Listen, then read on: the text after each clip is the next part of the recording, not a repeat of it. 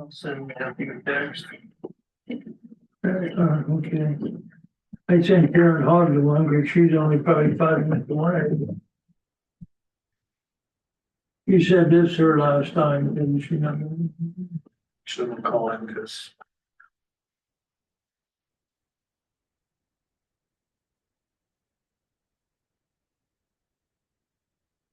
Good night, maybe. There he we'll is. get- There's someone. Here he is, he's showing up.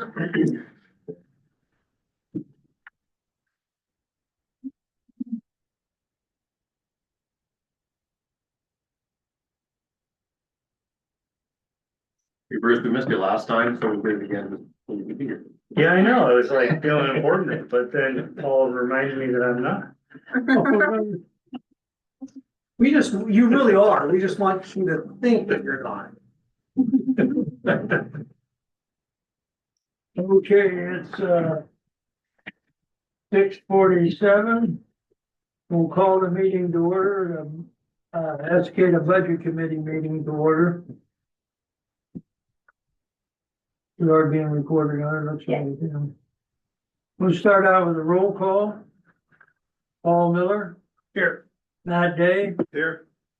is Ken Oliver up there? I don't see him. Yeah. John McAdoo's here, Matthew Silva's here. Bruce Lalonde is here, Alicia's here.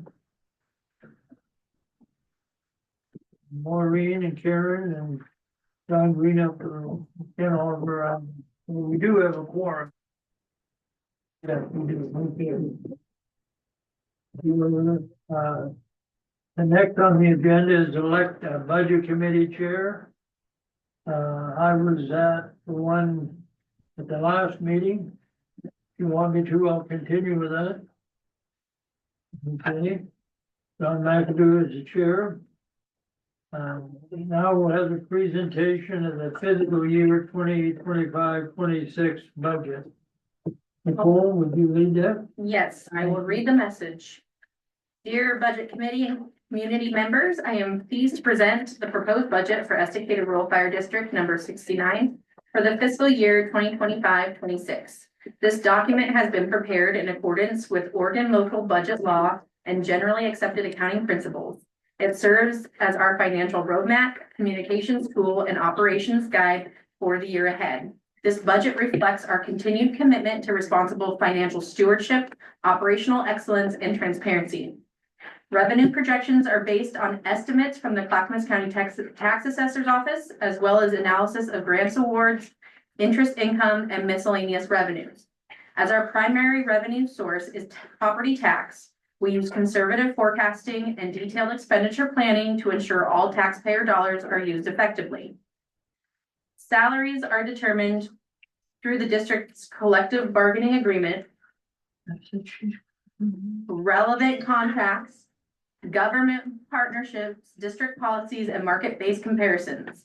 Benefit costs are based on projected increases provided by our providers. Operating costs, including utilities, maintenance, and apparatus support, are forecasted based on inflation, recent spending trends, and anticipated community growth. All district departments and staff were invited to submit budget requests through an internal process. These were reviewed by leadership and prioritized based on strategic goals, operational necessities, and available funds. As we plan for fiscal year 2025-26, we considered the following economic conditions. A 3% cost of living adjustment per the Consumer Price Index and collective bargaining agreement. Expected cost increases of 6% to 15% for supplies and services as projected by our providers. Ongoing growth in local construction and population, contributing to increased call volume, tax revenue, and demands for services.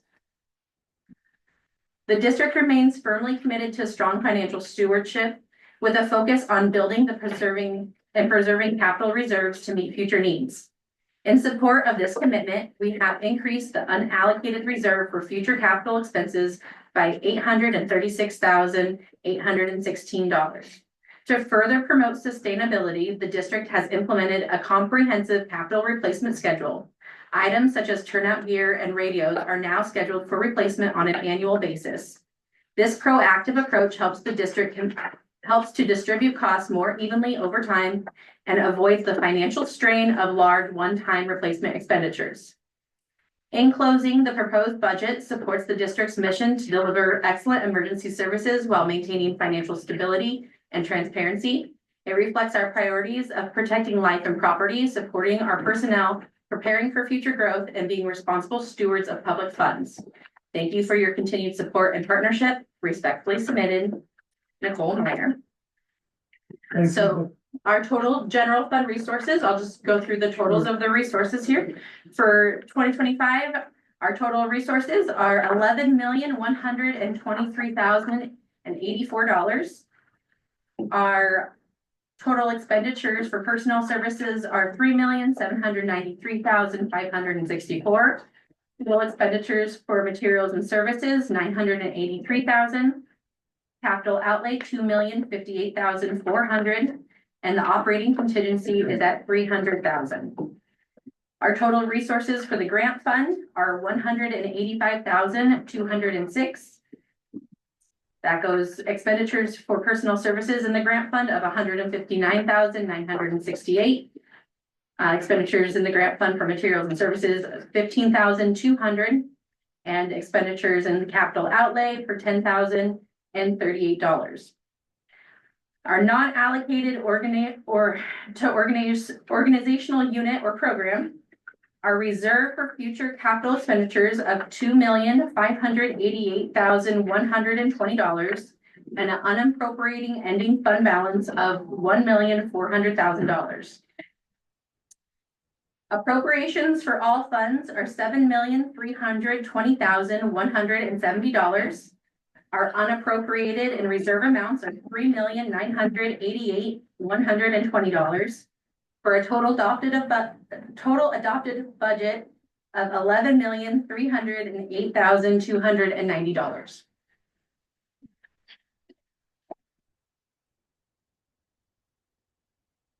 That is it. Any public comment over the budget? Any board comments? Okay, I make a motion that we vote to approve the budget, I second it. seconded by Matthew Sosa. We'll do a roll call vote now. Bruce Lalonde, Pass. okay. Alicia Norton, Approved. okay. Paul Miller, Approved. Matthew Sosa, Approve. Matthew Day, Yes. yeah, and John McAdoo, yeah. So the 25-26 budget is unanimously approved. Is there anything else? Okay, we'll adjourn the budget committee meeting.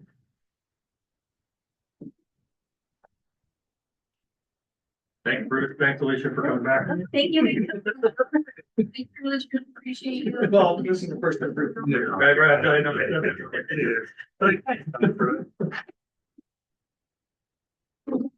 It's keeping me, you know, a little bit for a few years now, it's like, I'm starting to understand a little bit. Karen just got on, she had trouble getting on, Elaine. She did get on there though. Did she get on? Yeah, she Yeah, did. we went last time. I go to disregard that thing. To their, She's still there.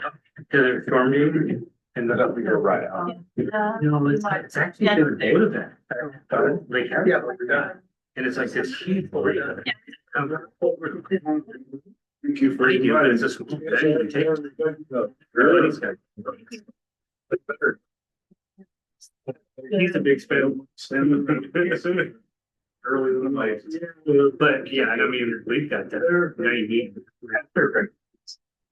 I took it down there. Sorry. Kind of. Pleasant Lake, Bartlett Lake. Yeah, half hour, 45 minutes. That's not bad. Yeah. That's why he doesn't get used as much. I think he only got games. Like 2 times.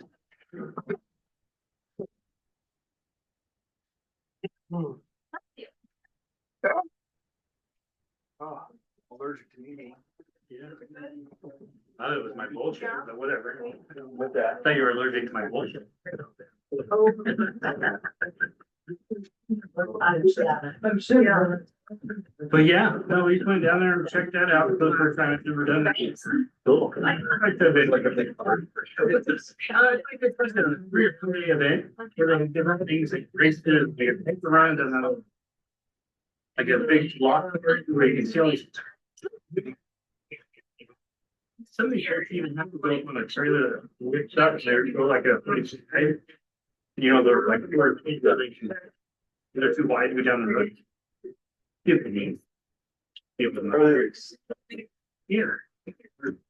Like race boats, they just. You know, I've been on one. Have you made it? Yes. Get the money down. It's a whole nother level. That's like stupid money. It's like this. Yeah. Mind blowing. Mind. Yes, definitely. Like, my buddy. I think he's got a 350,000 on fire.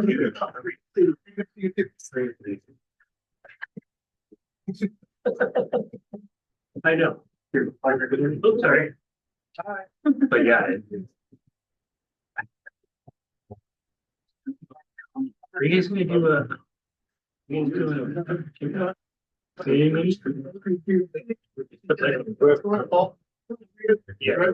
Just his chair. Yeah.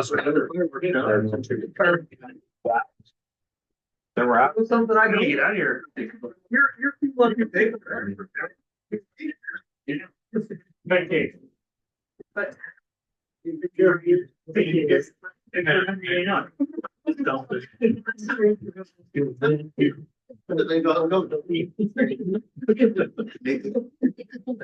Out of necessity. How'd you guys dig them? Started training. Oh, yeah, you want to today.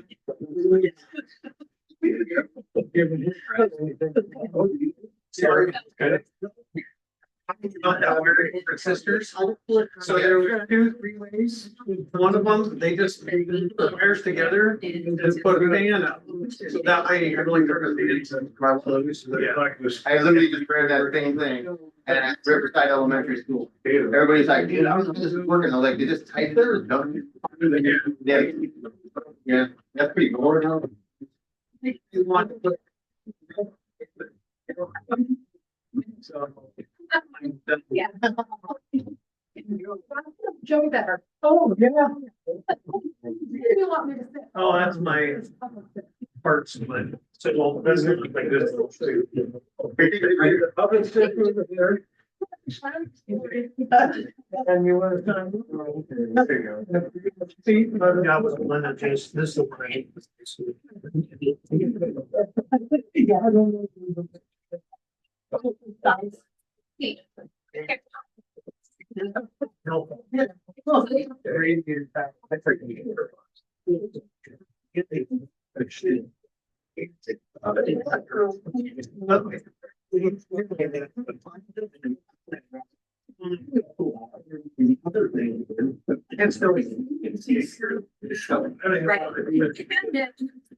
still.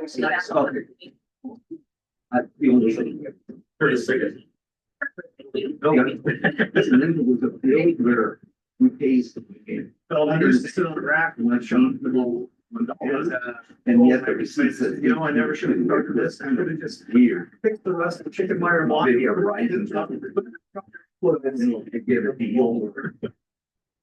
Put them on top of it, solid day. That one there, I think old get the gun. It's just something. I put a little freshman for. Kid wants it, he wants to put a human, I'm like, no. Doing that.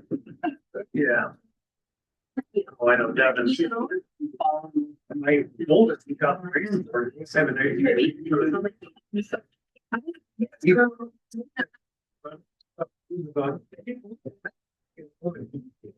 Get it back. Yeah, we ready? Everybody ready? Recording done? Yeah. Okay. We call the meeting to order of the Education fire district budget. According to ORS 192-610 to 192-690, and per ORS 192.650, this meeting is being recorded. We'll start out with the invocation. Keep going. Hey, Lord Jesus, we thank you for this great day that you have made. We rejoice and are glad in it. Pray for the will of the Lord to be done this evening during this meeting. Lord, you see the needs of our community and the safety that our community needs. We pray that you bless this board meeting. Help them, Lord, in all their decisions that they make. Help them, Lord, give them wisdom in the matters that are needed for our community. We pray for the men and the women out in the field to keep them safe today.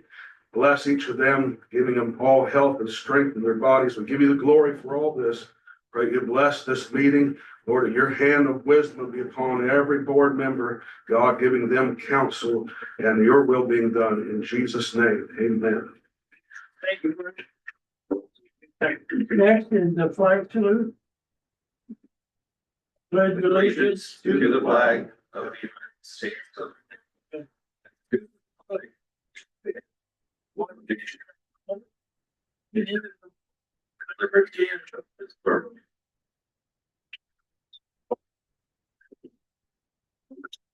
Next, we'll have the roll call. Paul Miller. Here. Matt Day. Here.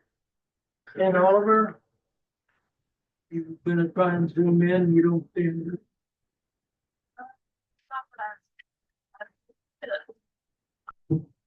No, Okay, Ken Oliver is absent. Matthew Silva, Present. and I'm present, gentlemen. Next on the agenda, is there any changes to the agenda?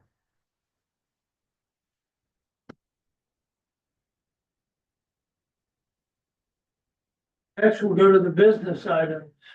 Number one, accounts payable for approval. We'll start with Reliance Connect. Can I have a motion to approve the Reliance Connect? I make a motion to be paid Reliance. And I second it.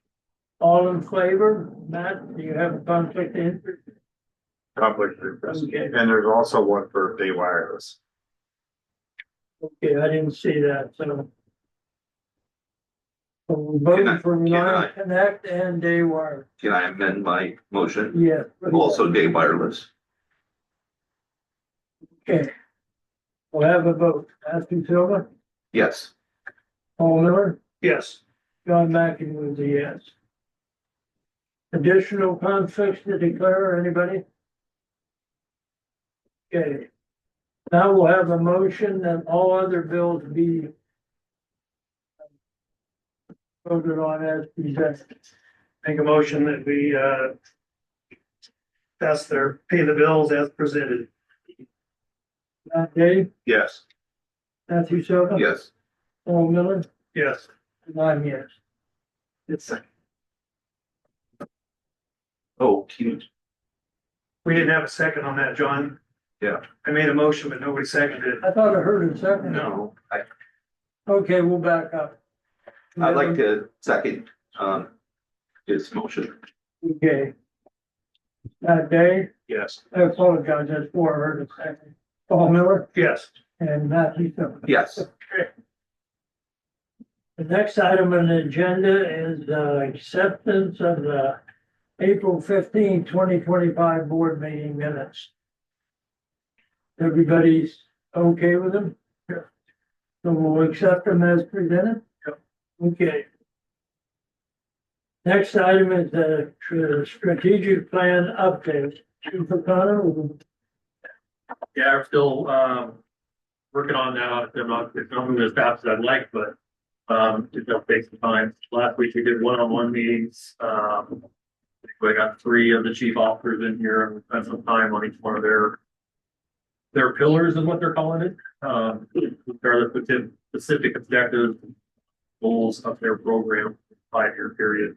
So I still have to catch up with, Chief Aldrich this next week, and then finalize the administration side of it.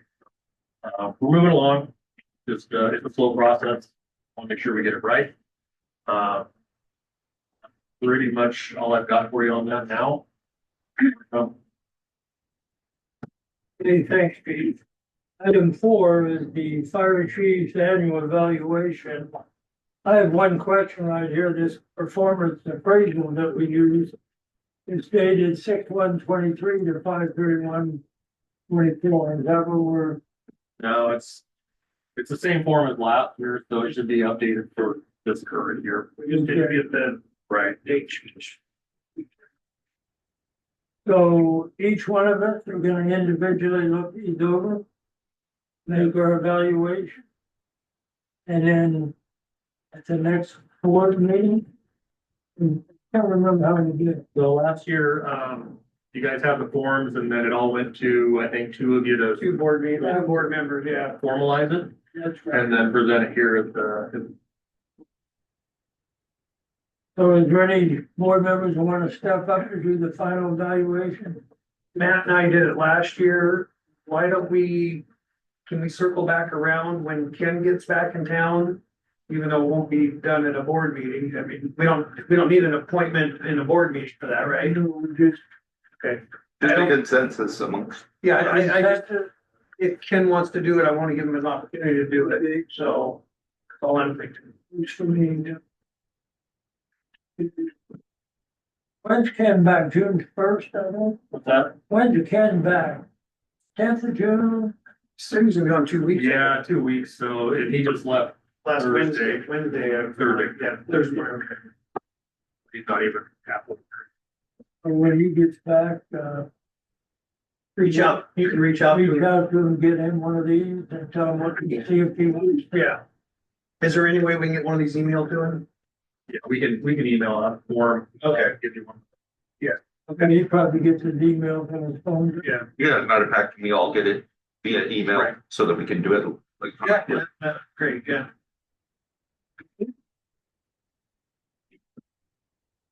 So then, John, you're gonna reach out to Ken when he gets back to see if he wants to meet, okay. Just want to be clear on that. I might send him a text message. You get That's it. fine. I'll make myself known.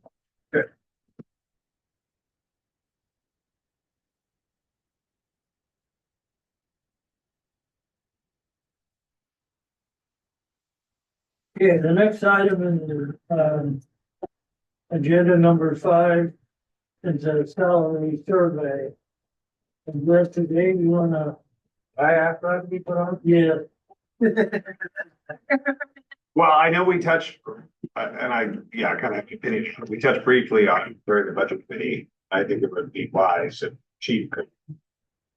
You know, I don't know if it would require our approval, but it was pretty eye-opening for our company to use Cascade Employers Association for salary surveys. That felt like if I were missing gaps instead of just shooting at the dark. It costs a few $100s, like $300 to get this salary survey. I wouldn't do it for the, you know, the regular firefighters, but maybe for the office staff. I would highly recommend. And that was my only question is, who did you want to do it for? It's gonna be different for the line staff versus the office staff. I would only think the office staff. Yeah. And I think the bargaining, I mean, they're bargaining, they have a contract, so they have to adhere to the contract, right? So I mean, that would not be necessary for them, if anybody in the bargain. And they like depict regions like what line of business you're in, you know, your revenue, expenses, like employees, your supervisor, all kinds of stuff. And yeah, it was pretty eye-opening for us. And they come highly recommended. I think it's just be a useful tool. It's only a few $100s. And I know. make sure that we're competitive. We brought up at the budget committee and everyone on the board, there was a consensus to proceed with it. You need a motion to do it, to hire a company or? Probably just, I don't know Well, if it was a motion, it was just a recommendation, really. I think if we're gonna do it, we should do it 8 months from now. Actually apply it. Because if we did it now, we would not be applying, we could use it for a resource. That's what I'm I see what thinking. you're saying. Yeah, it's kind of, I think it'd be a good idea to do it now and use it for a resource. yeah, I don't know if it matters if it's now or in 8 months. What's the consensus of everybody? Want to start it now, say whatever time it takes to put it together, contact the company and Yeah, I mean, it really, it would probably take Chief half an hour to Yeah, shouldn't be that fill out the complicated. questionnaire. They spit you, a high, medium, low range. It'd be a really useful tool for him. what's the consensus then? Do we need a motion on this or do we just give the chief? I think a motion would Yeah, be I think it should appropriate. be a motion. So let's make a motion to hire, what's the name of your company? Well, who we used was Yeah. Cascade Employers Association. Should we check for others or just use this one? I mean, you guys went through looking for this company and you selected them based on their We were capabilities. recommended by a consultant who does a lot of work with businesses and employees and he recommended them. Okay. And the process was just, I mean, it was super simple and easy, so. I make a motion that we hire the company that Matt Day, Director Day, has used in the past. Or salary surveys for, Salary surveys for the non-represented employees. yes. Okay, we have a motion on the floor. Is there any second? Second it. Okay, Paul Miller seconds. Matt? Yes. Matthew Silver? Yes. Paul Miller? Yes. And I'm a yes. Okay. Next item, we have a low staff request for withdrawal. You have the information there in the back. It's from one of our volunteers' medical issues, so I make a motion that we approve this. I second it. Okay, it's been moved and seconded. Is there any question? Okay. Matt Day? I haven't read it, Oh, I'm sorry. okay, we'll pause for a minute.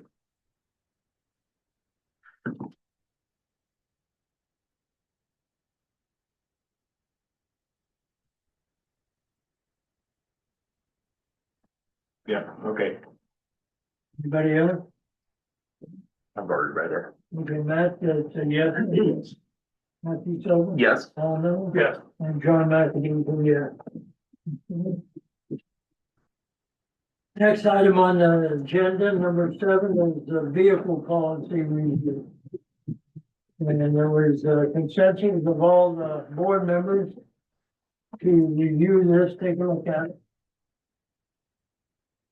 We do have a policy that was adopted September 21, 2023.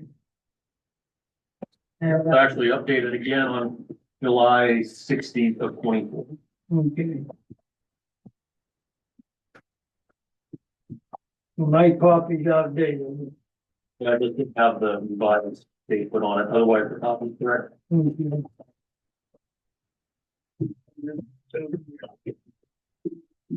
What do you think of the changes, John? Well, like all of us discussed, we had a concern with the fire marshal taking the vehicle home.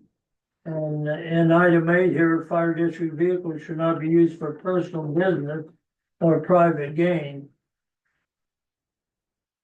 And we talked about that, it's to her house one way or round trip is over 36 miles. And the other item we wanted to talk about is the duty officer. Sometimes our duty officer goes clear to Molalla. And that's a little farther than what she is. Their duty officer would be like 30 minutes away. And it's always important to have a command staff on duty or on scene as quick as you can. And in former times, we had them there within 5-10 minutes. Sometimes our duty officers would be on scene first, depending on where the address was of the call is.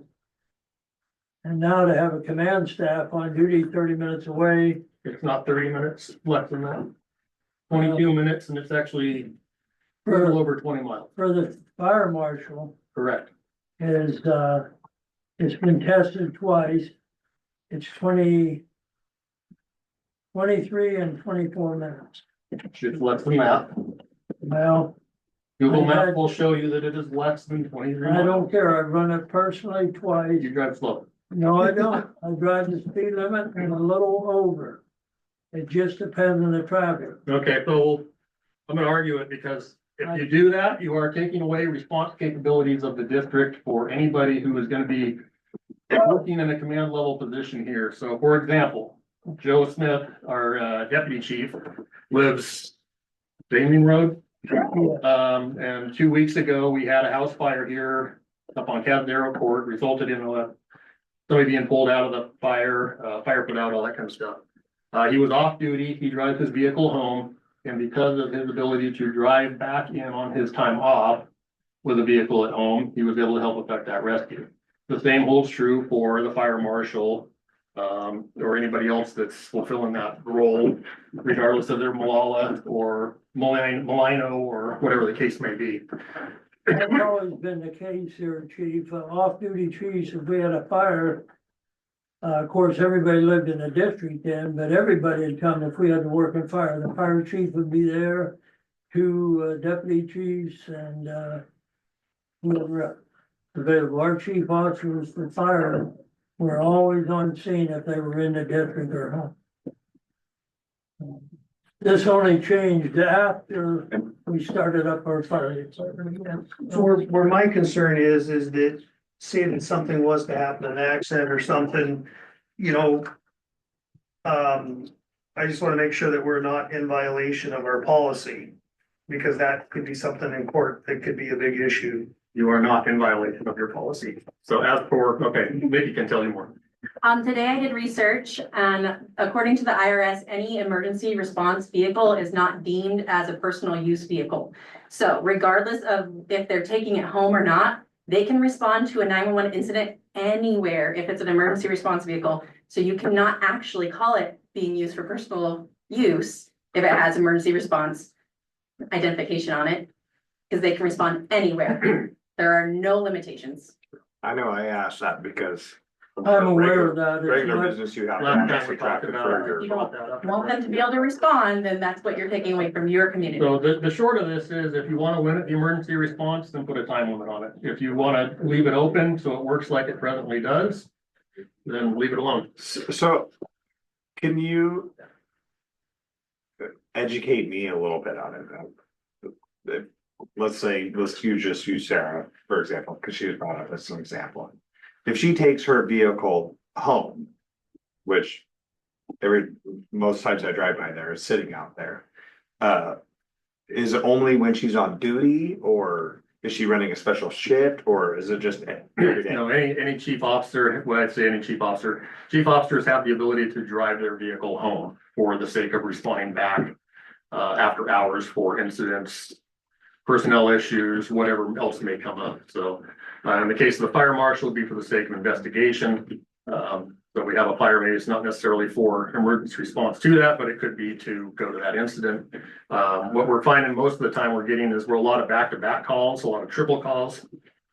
And that those chief officers are coming back and they're covering those next out calls instead of calling like Clackamas come in and cover it. That is becoming more and more common as we get busier. So, yeah, So they're not necessarily obligated to come back. But that's typically what happens. but if there's a big house fire or something. Right. I mean, just like, something significant comes up, I mean, I'm farther away, obviously, I'll drive back for it. I'm not gonna necessarily affect, the outcome of the incident, but for the sake of coming back for a larger fire. You still, I mean, you take your vehicle home with the district here, but not Correct. all the way to your off duty. Right. And neither does Chief Alto. I mean, for obvious reasons, it's just distance isn't. isn't feasible for that. My personal opinion on it, and it doesn't have anything to do with response or anything like that, it's just perception. When I see a city of Sherwood car in a neighborhood, it's like, wow. Like, you know, it's a police officer car, it's like their taxpayers are paying for it, it doesn't look good. Now, there's more details to it than that. Malino is a lot different than Sherwood. That was my biggest concern, is the perception. Well, the reason I put this on the agenda, because every one of the board members here had this concern with duty officers being that far away and using that car all the time for, If you look at Malino as, the south end of the district, it's about 12 minutes to the south end of the district. Or the south end district citizens less important than those up in Epstata. And you're one of them. I don't rely on, Colton. Every time we have a call, Colton is usually in before us, because it comes from the Elwood state. We provided Colton a whole lot of mutual aid this last couple of months. I understand, but what I'm saying, Colton's not reliable. well, what I am saying is my 28 years on Morgan Road, Colton was always in first on the call. We've had working house fires in the lower end of Morgan Road. We've had fires up Hillockburn just above my place. And Colton, and I'm just saying, my experience and the time I've lived up there, Colton has mostly been in the first engine in, or the first rescue unit in. I'm just saying that I do count on Elwood Station. They're 4 miles away and Estacada is 6. So I do count on them, but Estacada is my fire district. Anyhow, the point is, the board of directors 100% had this concern, chief. And that's why we put it on the agenda and brought it here to discuss. Why we're talking about it. Yep. My opinion. My first thing is, it was a perception issue. Now, if he has a strategic, you know, if there's a strategic advantages to our citizens that she could respond to a call on Morgan Road within 10 minutes, that helps a little bit. But I didn't understand all the dynamics with it. I think if she was in Tigard, it would be a totally different situation. Yeah, it's not reasonable when you get that far out. But when you, like I said, when you look at district boundaries versus somebody that's close to that boundary versus the center of the district, it's not apples and oranges, or it is apples and oranges, it's not the same thing, you know what I mean? Is that spelled out in the policy though? Or No. should we set something in the policy that says, okay, if their home base is more than 15 miles from the district, then they can't take it? It makes more sense to me if you want to put a limit on distance or time that would be from the district boundary. I would agree with you. Revising it to have something specific in it would probably be a guide for everybody and not just arbitration. You know what I mean? I would agree with that. I think that's. That actually would help. As we get through the strategic plan, that would help with the standards of cover that we'll follow. That's my concern, and like I said, this only changed after we brought Estacada back. But we always had duty officers within the fire district boundaries. It only changed after we moved here, so. After we got back from Clackamas. How many other duty officers? I know Mike, the duty officer sometimes. Outside chiefs, Mike Platts, Brooke Nelson, Tristan Hall, Travis Aldridge.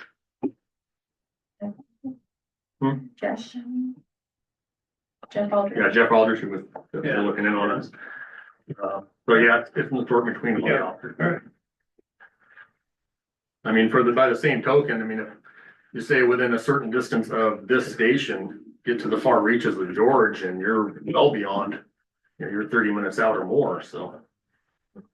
I think it should be district boundary. That's, If we put a restriction in. Yeah. Then I mean, and that would give the chief a good guide and then give him some flexibility too, but. I would agree with that. I think we should appoint somebody to work up and revise it with the chief and see what's, doable and present it, and we'll revise the policy. Okay. And then have a debate with it in like the next board meeting. Because I agree with what you're saying, because then that's a guide and we have a document that's specific. I mean, I know if I asked chief, I was like, hey, why did she take her rig home? And he would give me a good explanation. Oh, well, that makes sense. You know, she respond to stuff on Morgan Road. Somebody asked me, I want to be able to say. Justify. All I do is see, drive by and be like, wow, that's way out of the district. And part of It's a that is- perception thing. it's the profile too, because of location. Was down a gravel road and made it different.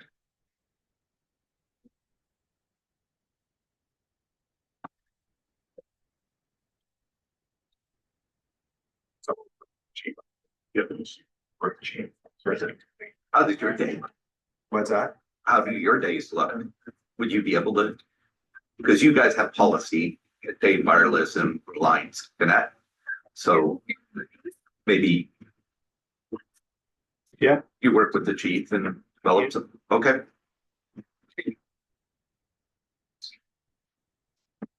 And then maybe prior to it, I'd meet with Director McAdoo to understand what his concerns are.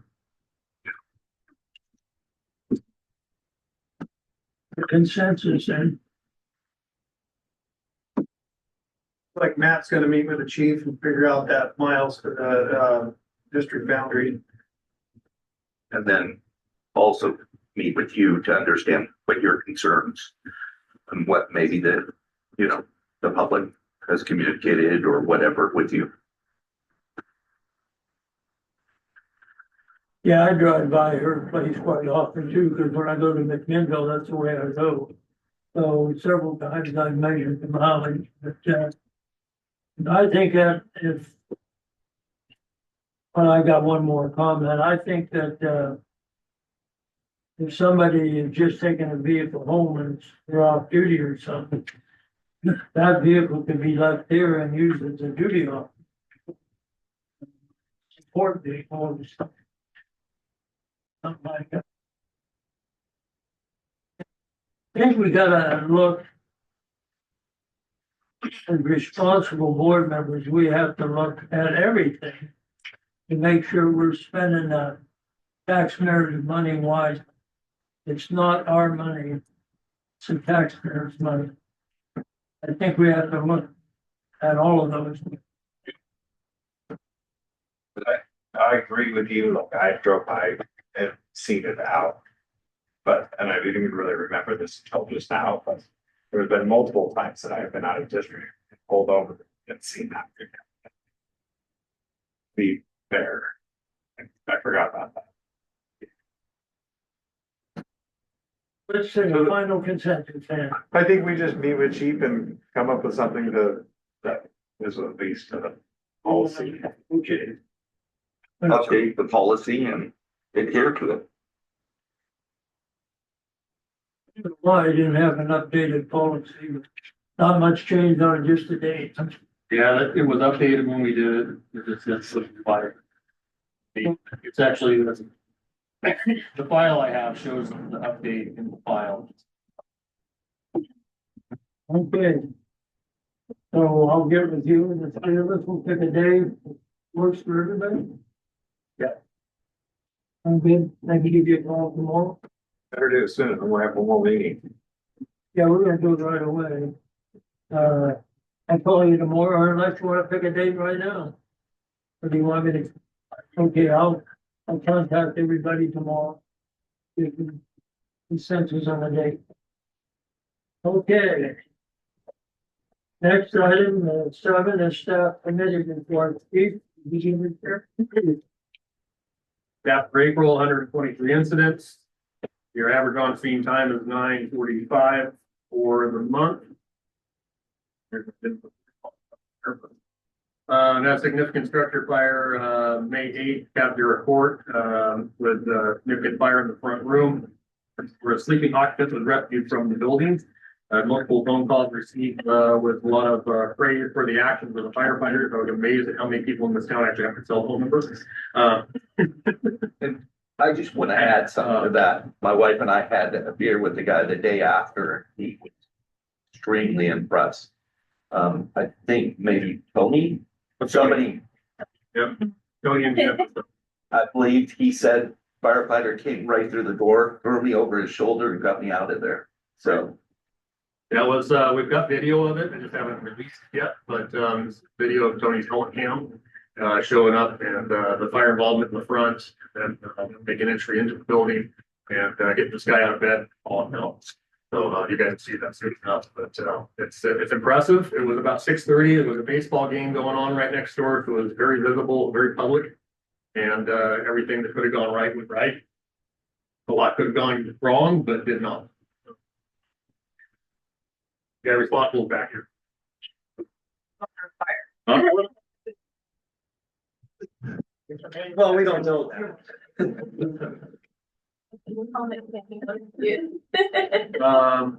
We are seeing an uptick in mutual aid responses, and that is to Fulton and to Clackamas Fire, where we're going to Eagle Creek a lot more often. We're going down south to Fulton a lot more often. Just gotta get to where I can run those numbers so you guys see what that looks like. But it's not them coming here as much as we're going there, which is a good side to be on it as long as the two off there. I'll save the finance for Nikki, but Brittany Jensen received Volunteer of the Month. Sean Henriksen earned his EMT. Was here.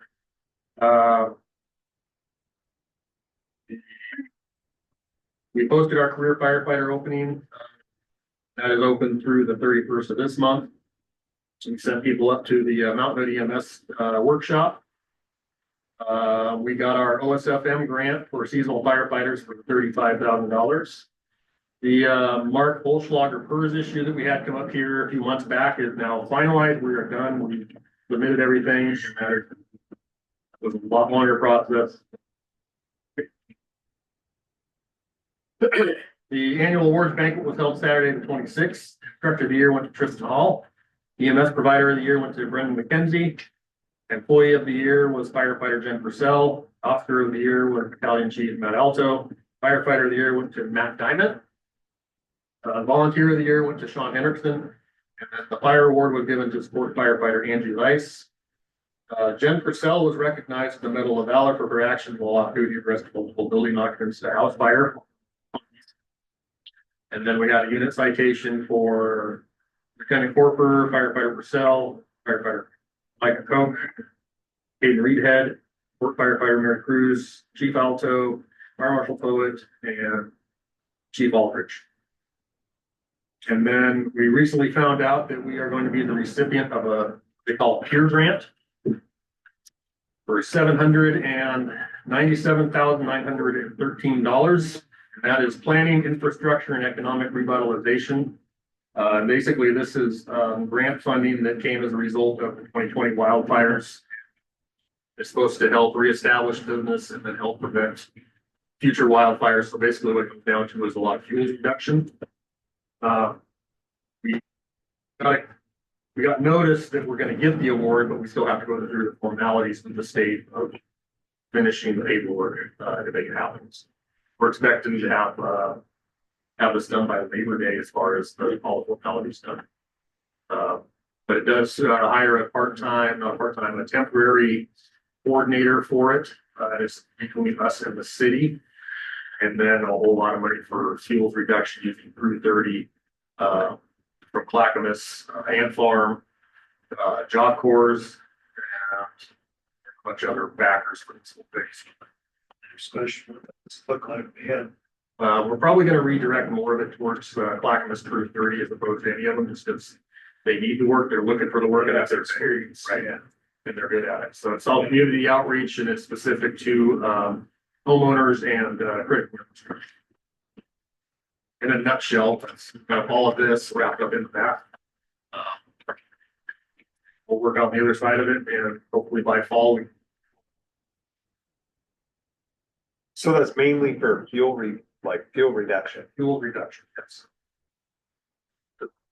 So let's say somebody has a 10-acre parcel with overgrown blackberries and all that, then this helps them have funding to help mitigate that. Right. So okay. If I understand correctly, yeah, it's obviously specifically for structures, but yes. So job or crew 30's expense in this dollars of that grant and pay to them would be higher than say Job Corps or ERFD, correct? That I couldn't tell you. It'd be nice if that is the case, which I have a feeling it's going to be, Probably. because Clackamas uses that as a fund, as a Yes, it does. industry. So. I'll talk to you more about it now. Okay. All right. I have a question. Could you put your questions? I didn't hear you. Crew 30, are you familiar with Crew 30? Okay, so I was concerned that Crew 30's expense of them working per hour would be more than like the Job Corps or the Ant Farm or whatever, dollars per hour per person type thing. So that's what I was curious about. So I'd like to see a mix is what I'm getting at, so that Job Corps can get the experience, the Ant Farm get the experience as to what Crew 30 knows, and then there's more valuable resources in our community. And that's the That's the intent. The whole- Yeah, and that, I'm all on board with I was that. gonna say, Ann Walker was helping Sarah with the application. Okay. And that's exactly what the intent Okay, was, was to spread that around. I could get you a little more. Yeah. That's fine. With that, finance. Okay. Our finances this month, we are at 98% of our property tax collection. Year to date, we're at 97% of our revenue collection. We will not get 100% because we anticipated a grant that we did not receive. So we're not being awarded grant, therefore not 100%. Some general fund expenditures to look at, we're at 77% of our annual budget for personal services. Overages and firefighter EMT are due to EMT level changes, EMTA, EMTI, changes that were unanticipated. OT overtime is over due to increased call volume and employee callback. Payroll taxes on Monday, I was able to reallocate money from our SAFER grant to our payroll taxes. And that brings that line item down to being over by $830 as opposed to the $25,000. Materials and services, we're at 84% of our budgeted spending. Capital outlay, we're at 8%, but that's because we have $1 million budgeted for building that we're not building currently. Our grant fund is 100% on track. We're spending what we receive. Our total cash position is approximately $7 million across all of our accounts. Our volunteers to date have been paid $169,498.35. 78,748 of that is in cash stipends directly to them, and 90,750 to their low staff accounts. Excellent. Thank you, Vicki. Board members have any comments, questions? So we're gonna adopt the budget next month in June. Yes, to publish the hearing now that the committee has approved it. So I will get that published immediately. And then once the hearing has been published, it'll be at the next board meeting. Got it. We'll do the resolution. Because I think we've done in the years past, we sometimes have adopted it in May. You're right. We've tried to, but without it being published like it was. We gotta follow these. Right, Yeah. right. As long as it's in by what, no later than June, isn't it? Yeah. June Yeah, 30th. June, yeah. Which this is part of the reason why we do it early, but. Thank you, Nicole. Okay, now we'll go to public comments.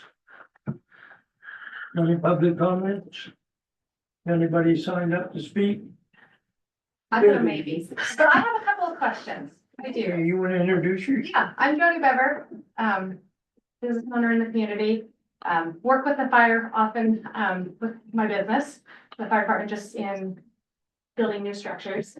And I was very, very, very involved as we worked to keep Estacada Fire, I should let me hand on that. Part of that, and I'm so grateful that we have Estacada Fire. And I want to take a minute and just say, I think you're doing an excellent job of managing and doing all the things we need to do. So thank you very much. I had a couple questions for you, McAdoo, John. So you shared a little bit about your concern about the vehicle, Yeah, and that was more because of concern of how far it was away, correct? right. Is that your main concern? Yes, and I'd like to add to that, it was all the board members had that Sure. concern and they asked me to put it Sure. on the agenda. And your concern was just perception, correct? And so is that the main concerns with the vehicle, or is there something else that we should be aware of? I think our policy didn't define very well. So I think the fact that Director Day is gonna meet with John about his concerns and then with the chief, so that we can maybe have a better template that we're following, you know what I mean? Cause in the fire service, we always have rules and regs and, you know, operational guidelines and policies, and that helps us all adhere to it. So I think it just was undefined, and so maybe it'll get defined, and then that'll be the rule. And I don't know much about the vehicle, but I just in hearing you talk about it, I understand your concern for making sure it's defined. I think you have a good plan going forward, but just in my understanding, and maybe as a community member giving my input. For me, when I see a police vehicle or anything like that in my community, whether it's out or not, I automatically feel safer. Automatically know that there's a first responder nearby, and I appreciate that, in my personal opinion. And I mean, police officers are taking their cars home for the same reason, so that they can respond quickly. Has there been incidents where, because the car is so far away, and you guys have talked about one specific person, I'm sure that's not the only person that this is involved with, but have there been instances when someone hasn't been able to get somewhere that they needed to be, as it is right now? I'm not sure I understand that question. Has someone not been able to get to a fire to be of assistance when they're on duty because their vehicle was 24 minutes away or 23 minutes away?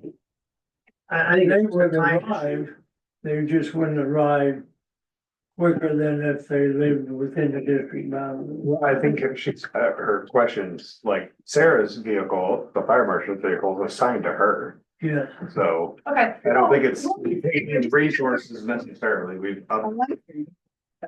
Just picking out one person, I'm retired ODF, drove a state vehicle all over the place into other states for years, and public perception is always on the top of your mind of what it is.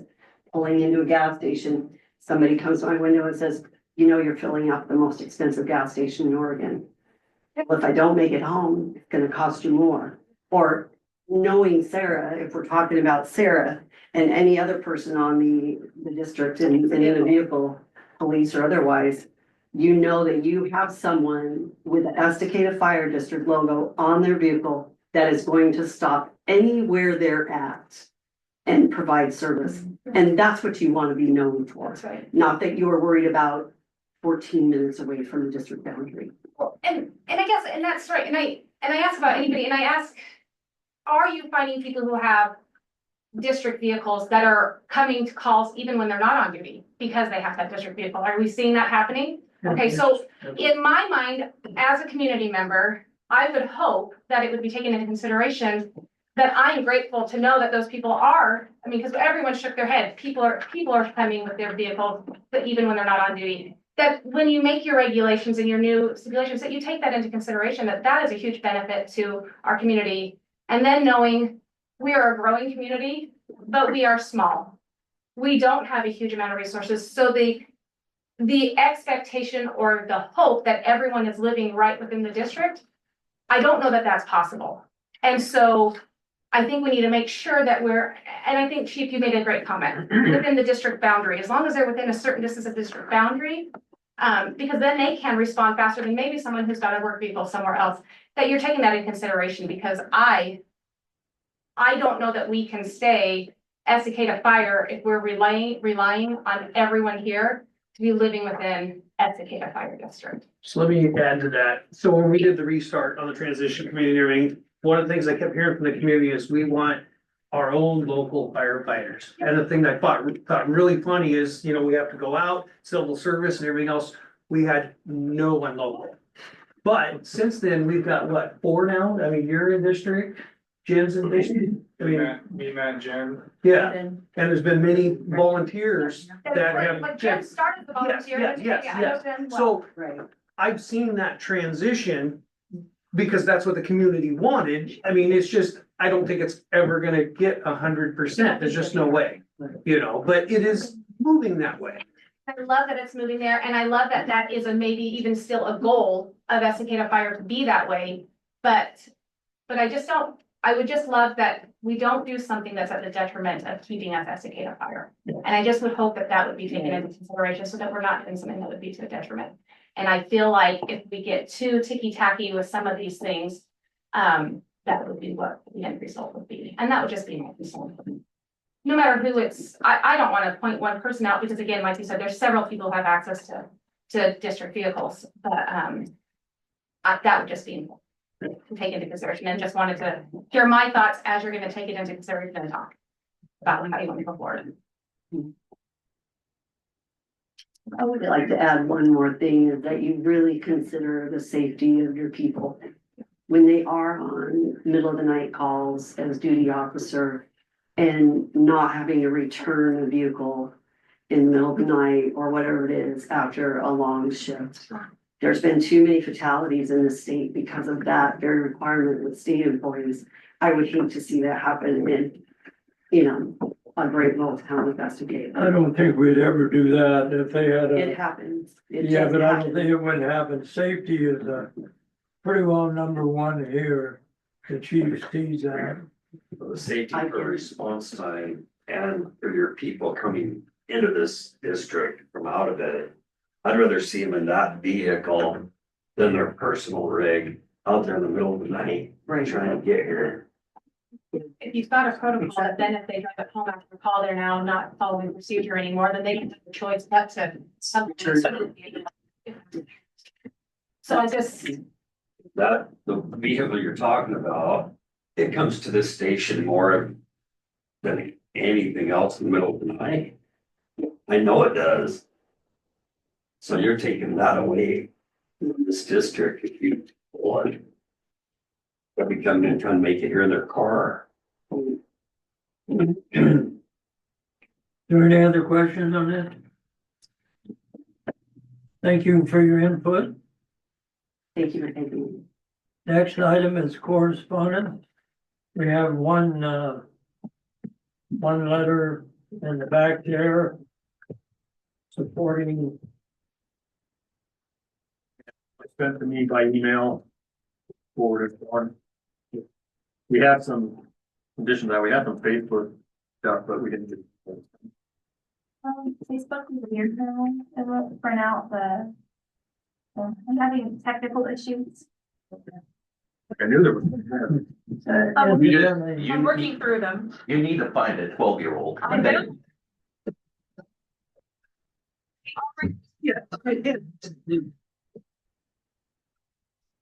And that letter was incidentally by Sarah Walton, community member. Okay, if there's no more community items, the next meeting is June 17th, 2025, 6 p.m. And this adjourns the meeting. Thank you, everybody. Thank you, staff.